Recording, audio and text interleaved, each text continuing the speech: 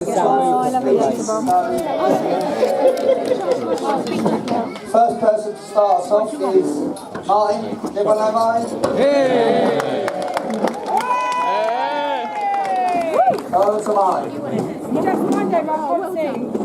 I need to put my glasses on. Hold on. Lovely. No, I don't. Right, I was really enjoying myself still. I'd like to thank you all for being here today for a very special day.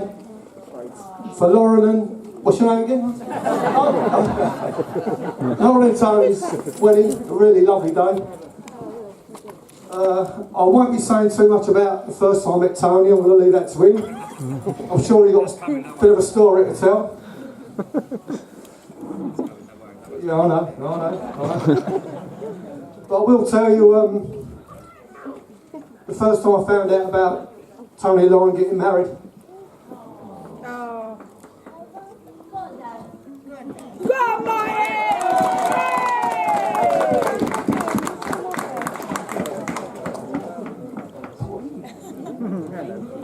He's gone. He did a very old-fashioned thing. He asked me. Came out to see me.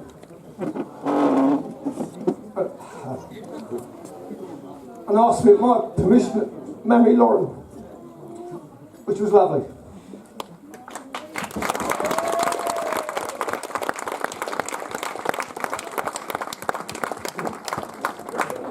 Of course I said yes, because I know she loves her. But that night I started thinking about it and I thought, I feel really sorry for him because once they're married, he will never ever win an argument with my daughter. He's got no chance.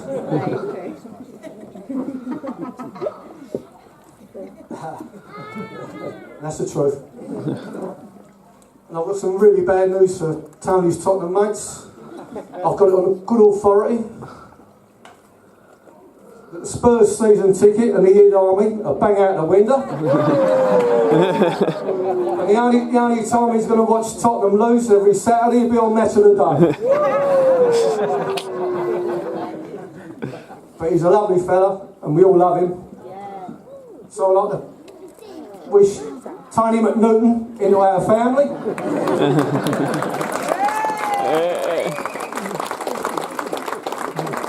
And also I'd like to thank Aaron and Tony's relatives for coming away to Scotland.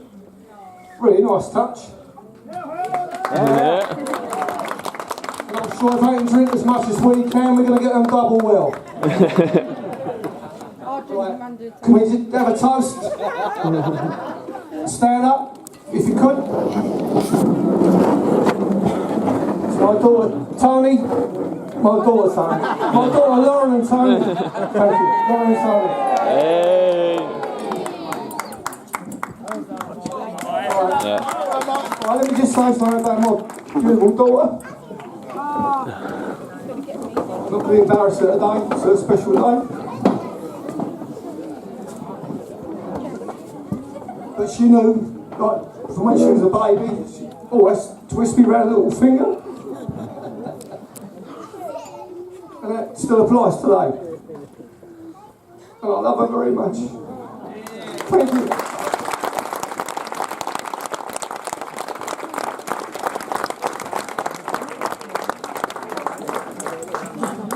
It's been mine, that was lovely, mate. As lovely as that was, in about 10 minutes, this kid is getting ruined. Finished.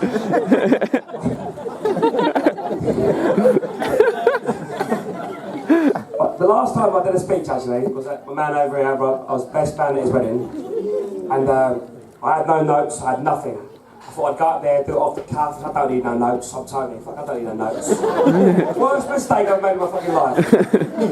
Got up there, my mind just went blank, panicked, and I ran off. Gone. Rob was all like, gone. All Rob's family thought it was part of the act. I wish it was. It wasn't, mate. My mind had gone. It was like Gareth Bale, mate. I was out. So I've got my notes. I had no notes today, but I've got my notes today. And in order to read the notes, my dry lunch glasses. Allows that, look at this thing.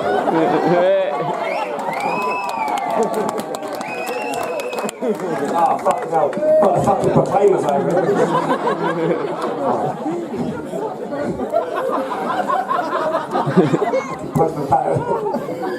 Alright, I've got a lot of people to thank, so I need my glasses to thank a lot of people. Right, I've got to thank Jill. She's done so much work for this wedding, she really has. Especially Simon, where's Rob? Rob as well. My man, yeah, he's fucking running about for us, mate. Top man. Seriously.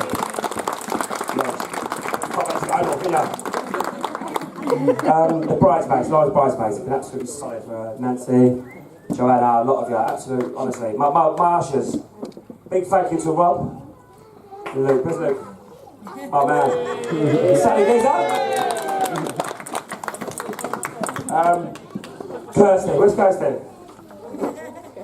She's off. I'm thanking her for doing the cake. Honestly, thank you so much, Kirsty. My mum and dad, absolutely love them to pieces.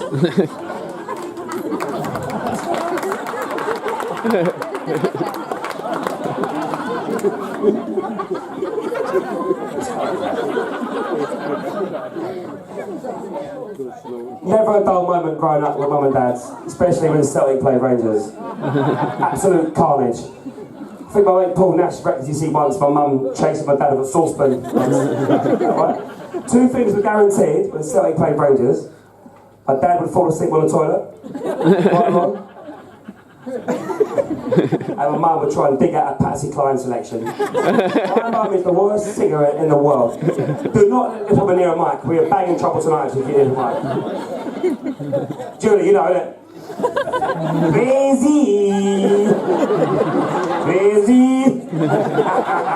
Shocking turnout as well.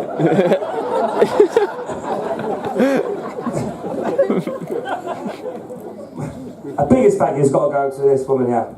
My lovely, gorgeous wife, Lauren Kathleen McAvoys.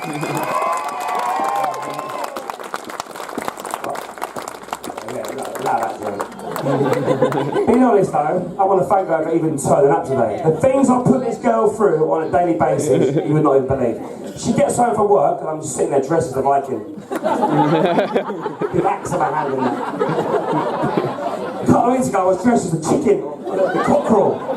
She's got a phobia of birds and I'm going, big wings, mate, chasing the back of the She ran out the flat way.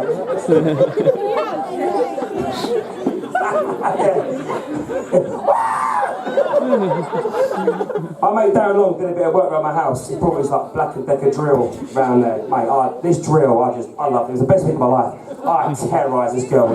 Yeah, if only to terrorise you. She was sleeping one day, waking up to her. But I think the worst one, which I knew I went too far one day, she didn't speak to me about it. I woke up for work one morning and I was in a playful mood. No.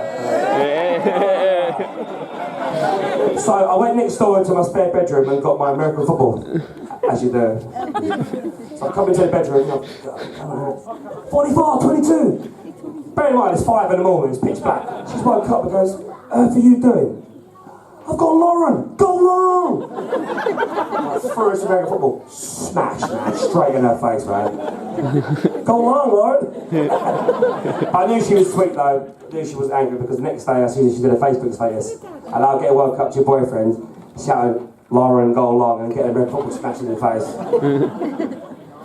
But you know what? That said, we do have some laugh on, don't we? But my mum said, every time you see me and Lauren, all we do is laugh. And I love our random, pointless conversations. A couple of months ago there, we had a conversation about who'd win a fight out of Danger Mouse and Rasta Mouse.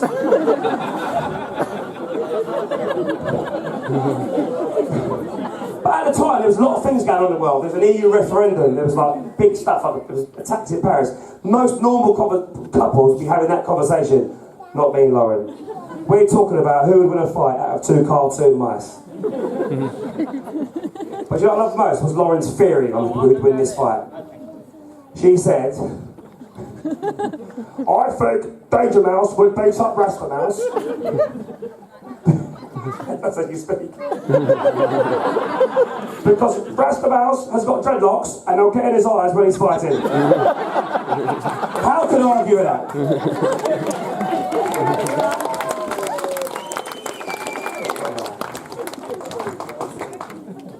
Right, where am I? Right, I get told this a lot, and it doesn't even bother me, to be honest. Like I got thick skin, I get told I'm punching above my weight with Lauren. I get told that all the time. I always turn around and say, punching? I'm laughing, huh?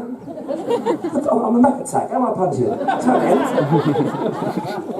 What's up, I get told? What do you say a lot? If we have ugly kids, it's my fault, yeah?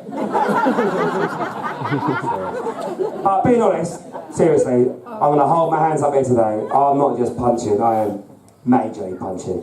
You are absolutely stunning, Lauren. Lauren McAvoys!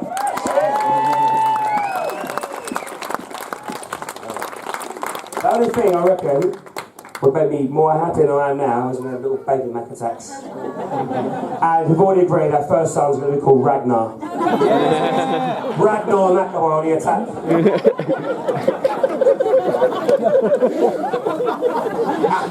Ragnar!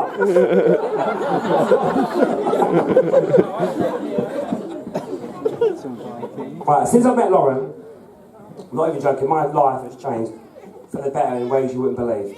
Before I met her, I was sort of just floating through life, but not really doing much.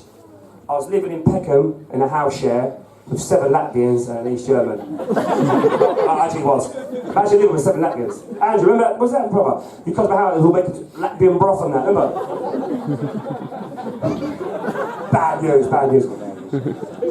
I couldn't drive. She pushed me and she encouraged me to drive. She said, you've got to do it, you've got to be a little bit.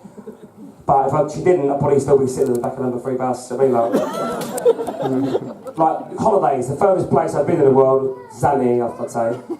Since I've met Lauren, we've gone to New York, Vegas, like the Blue Lagoon in Iceland, like ride elephants in Thailand, Morocco, Canada. Like these are things I could never. Scotland. But seriously, these are things I could never have dreamed about. Falling Eve, Paul's arms. And also, I was over Tottenham getting into all sorts of trouble, causing a little bit of carnage. I quite enjoyed that, to be fair. That's not the point. She made me hit that on the head. But with the driving, it wasn't just Lauren pushing me to drive. All her family. So, you're 32 years of age, McAvoy, and you still can't drive. Mainly Nelly Cath, to be fair. I remember once I was sitting in Jill's gaff, I was chilling. A little bag of cheese and onion crisps, like a little Peroni, Soccer Saturday was on, I couldn't be any more chilled out. The Cath turned up, oh no, here we go. I see her walking down the stairs, isn't it? She peeked around the corner. Have you booked your driving lessons yet? Soccer Saturday's on, I've got a bag of cheese and onion, Spurs are losing 1-0 down, I don't need you, Cath, leave me alone. I love you really, girl. Right, so let's speak a little bit about how me and Lauren first met. We first met properly in Ibiza. Properly, because about 2 years previous to that, Sean Kane's, remember Sean? His fancy dress party. I went as a cowboy. So I'm in there, little cowboy in there. About an hour later, she comes in. What's she dressed as? Cowgirl. I'm real sense or what? No? Was that it? I'm real sense. But when it's Sean, I went, what's that Sean? Who's that cowgirl? That blondie over there? She's alright, isn't she? He went, that's what I'm used to. That voice again. That's what I'm used to. That voice. He went, that's Lauren Newton. I went, oh, she's alright, isn't she? I was like, fucking the size of her bangers, mate. Get on that. It's definitely a bit of me.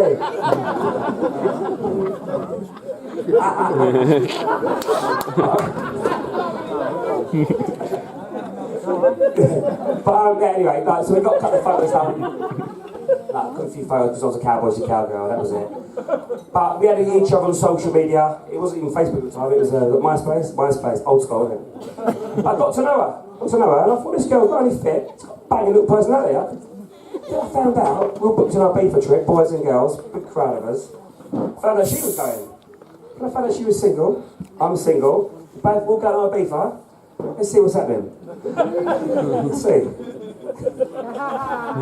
Let's see what's going on. But I'd love to tell you lot here now. I went over there and I give you a try and pulled on the first night, but if I said that I'd be lying. I just messed it up from day one. It all started when I see her at Ibiza Airport. Run over to give her a kiss. Knocked her brand new Chanel sunglasses off her head. She's on the floor rummaging about, trying to get her. I had sweaty armpits. It was a bad start. The next hour, I read the signs wrong. I've lent in for a kiss. She's pulled away and run off.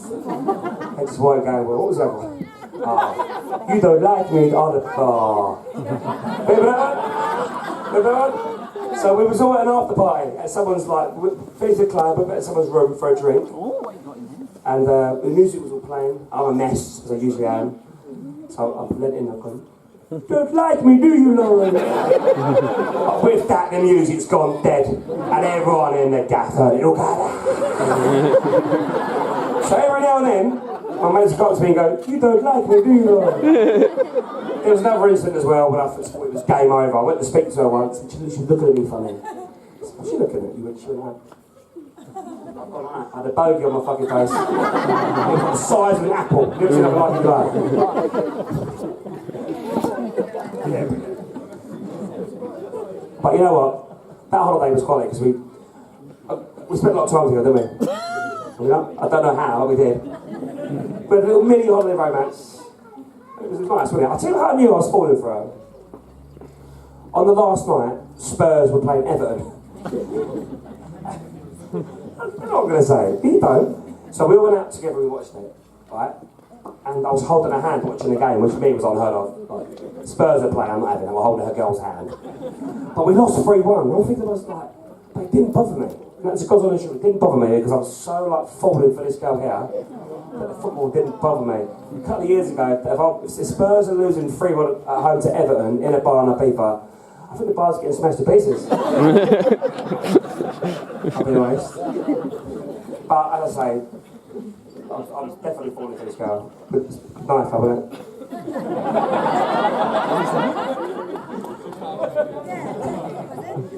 So we got back from Ibiza, and I couldn't stop thinking about her, and that's got the truth. I said to my sister, I think, Imagine I said to you, I said, I think it's the one.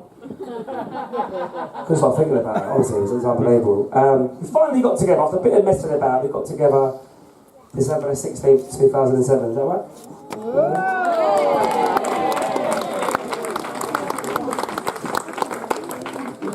But I felt bad about this one though. I said, you fancy going for something to eat? You know, your first little munch in that.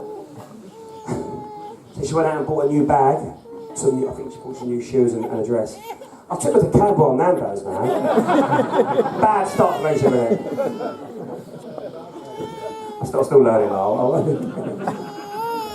But after you're together, it's time to meet the in-laws. Yeah? It's time to meet the in-laws. I wasn't too worried about meeting you. I knew it would be sweet. I was more worried about this man over here. I only had a few choice words for me. I was Lauren's first boyfriend, apparently. Is that right? Well, that's what it's here. Well, that's it. So, right, round one, we're going to meet Jill. It's cool. Jill done me a little bacon sandwich, cup of tea, wagon wheel. Jill, wagon wheel? It was a good day. It was a nice day. Only thing I would say, anyone who knows Jill, like friends and family, when she's in her own house, she likes to walk around the house and next to nothing. But I lived, I'm going to say, Rufus' woman for 3 years. You kind of get used to it. But when you meet your mother-in-law for the first time, right, and she's dusting, and she bends over. Oh, for fuck's sake, take it easy, Jill. Alright, Jill, alright. Fucking wagon wheel when he came up. Alright, Jill. Alright.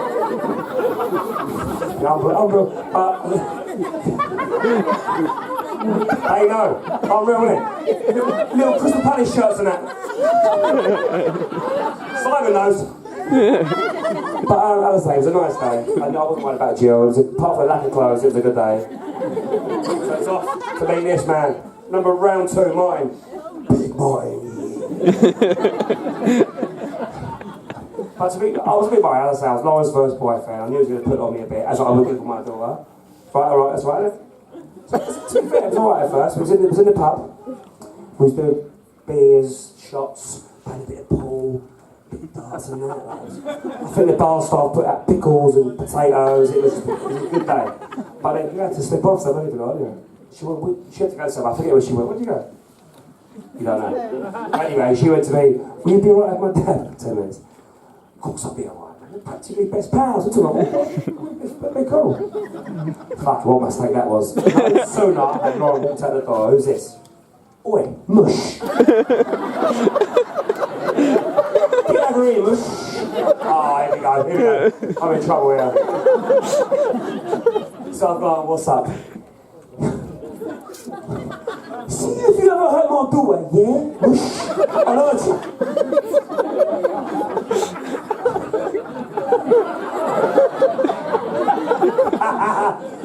So, you joking? Do I look like I'm joking? Yeah, mush. Fuck it. I remember thinking, allow mush. So I looked up Martin's matron report on film, that mate. Lauren's granddad's there, he's like 80, mate. He's tall enough, nonsense. Pulled his bang up for a row. I was about to call Nash and Spurs boys, get down, right? Let's go to Crystal Palace, quick!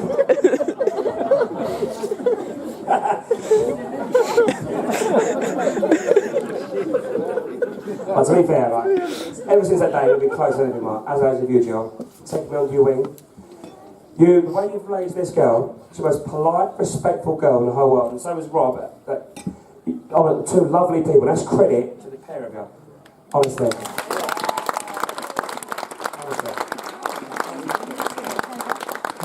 That's unbelievable. So, even when we got engaged, it wasn't even like. So we got to New York City. Let's take you to Central Park, little horse carriage and that. So you think that would go nice? Most romantic moment of my whole life. As I've got down on one knee to put the ring on her finger, the horse has turned around and just curled one off. Easy with the horse, come on. Yeah, there's a photo somewhere, you can see it, the horse. But you know what, that day I told her she was my best friend, she was my love of my life, and I want to spend the rest of my life with her. She's my best friend, she's my love of my life, and I want to spend the rest of my life with her. This girl so much. Right, before I hand over my best man, I just want to say, everyone, on the dance floor later, plenty of drink around you, but have a good night, alright? Thank you.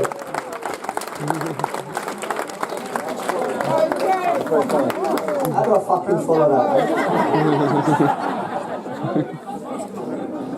Evening, everyone. Evening. Those who don't know, I'm Rob, or Rab from our Scottish brethren over there, and I'm Tony's best man. I'm going to try and keep this nice and short, actually, but as Tony's already spelled out, I've already beaten his time for my wedding anyway, so... I must say I'm nervous, very, very nervous, actually. I ain't been this nervous since Chelsea played Tottenham.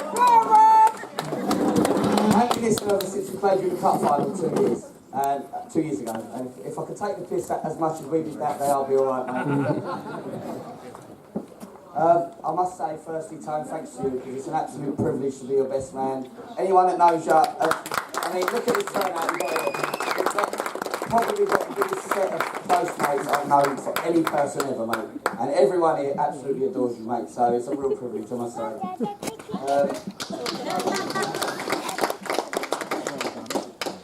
Firstly, I'd like to do a toast. If everyone could pick up a drink on the table.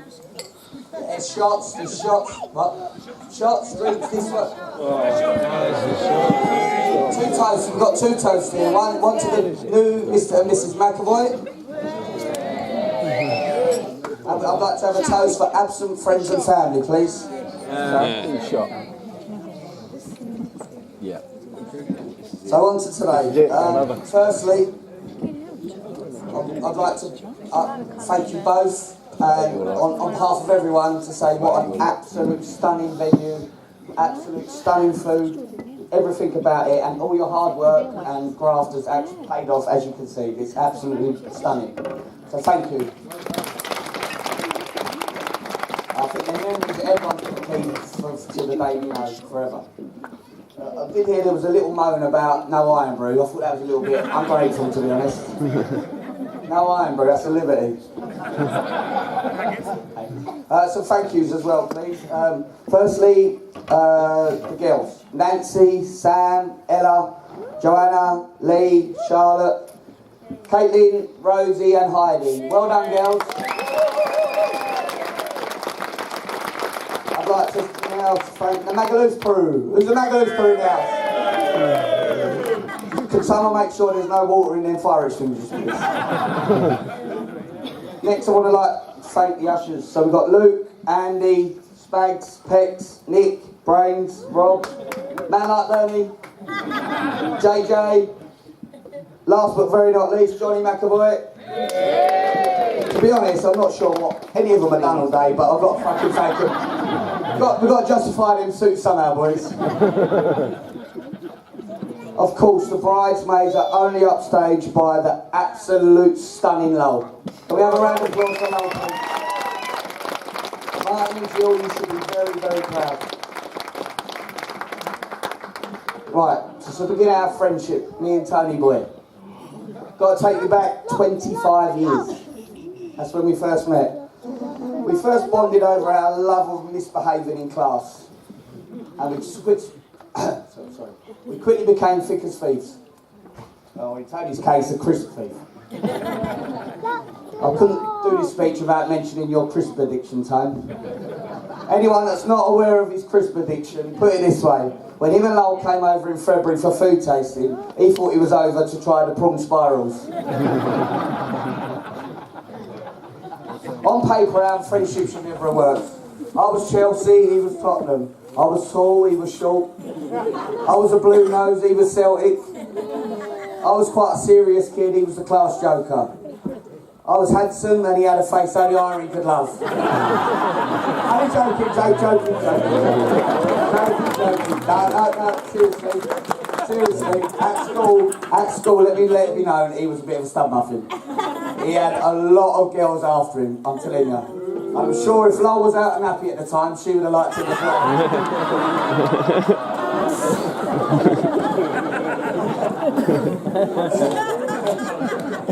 So for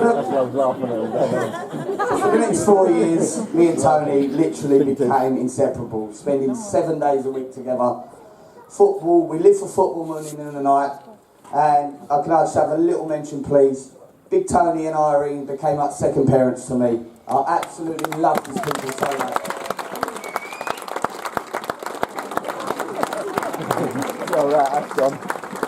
And likewise, my mum and dad see Tony as an adopted son. You know that, mate. I lost my lines now. Right, through our teams, we've done all our firsts together, everything first, but they will remain, Because anything Tony done, it incriminates me as well, so we're keeping them on. On to our late teens, and then we started all our lads' holidays with Luke, Richard, Pegs, Jamie, Elliot, Robert Frost, God rest his soul. So Carnage followed us all around Europe as Tony could be found cutting shapes to the latest garage banger. Kitted out in his uniform. His uniform, if anyone that doesn't know, consisted of leather trousers, white vest, white loafers, spiky hair, Chinese tattoo, eyebrow pierced, all whilst drinking a Smirnoff Ice with a straw. Tony offered one back then, why it was the boys that danced it closer than the girls, but none of us had the heart to tell you then, Tony. As things started to settle down and our game started settling down, Tony entered what I like to call the Peter Pan years. This man refused to grow up. Nothing stopped him getting in the way of Tottenham Hotspur, or the love of Tottenham Hotspur, should I say, or his partying. Although his partying could be put down to the Brockwell, which was our second home at the time. It could be found any given Sunday in a very drunken way. And one story that always sticks in my mind is one Sunday, as many of you have probably got, this is the thing with the speech for Tony, many people here have probably got off-the-cuff stories from Tony that he just pulls out the hat and leave you with literally stomach pains. That's the sort of guy he is. So every table's probably got a story for Tony. This one I'm involved in, at the end of the day, going around all the tables, collecting all the drinks off every table. Lager, bitter, vodka, Guinness, brandy, and downing them all in one pint glass.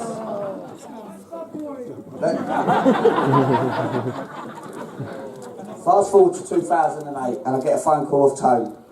Tone, he says, Rob, I think I've met the one. All right, I said, all right, mate, yeah, sweet. I said, come round for a bit of dinner. So we organised dinner. Tony and Lowell turn up, suitcase in hand, by the way, do you remember that? Suitcase? You thought you'd stay in the weekend, remember?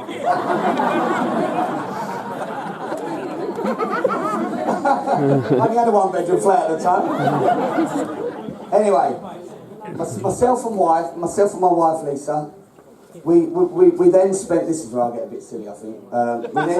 We then spent the evening with someone that we found was genuine, endearing, lovely to our kids, but most of all for me, brought out the best in my best mate. And for me, you know. I left that weekend behind knowing that Tony had met his soulmate, and I'm very, very, very proud to say I've been proved right. You're both as crackers as each other, but at the same time both as lovely as each other, and I love you both. Love you both.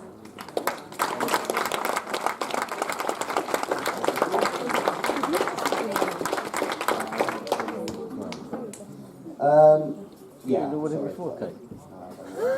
I'd like to take this opportunity to wish you all the best in the world for your future, and I can't wait to know two old mad people as you actually. So as you can see, coming to the end, myself and Tony, we have done everything together going up through life. We've misbehaved together, grown up together, laughed together, cried together, fought together. I mean, anyone that knows, back in the day, we could clear a pub with one of our football debates. We've cried, we've made up together, we've partied together, but most importantly, we've stayed loyal together, and that means the world to me, Tone. Only one thing remains throughout them 24 years that stayed consistent and factual. In 25 years, this man's never seen Tottenham win at Stamford Bridge.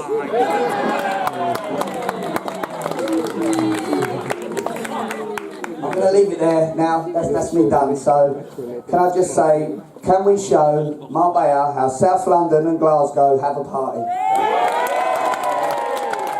All be nice to each. Everyone's got to be nice to each other. And I'll see you at the bar.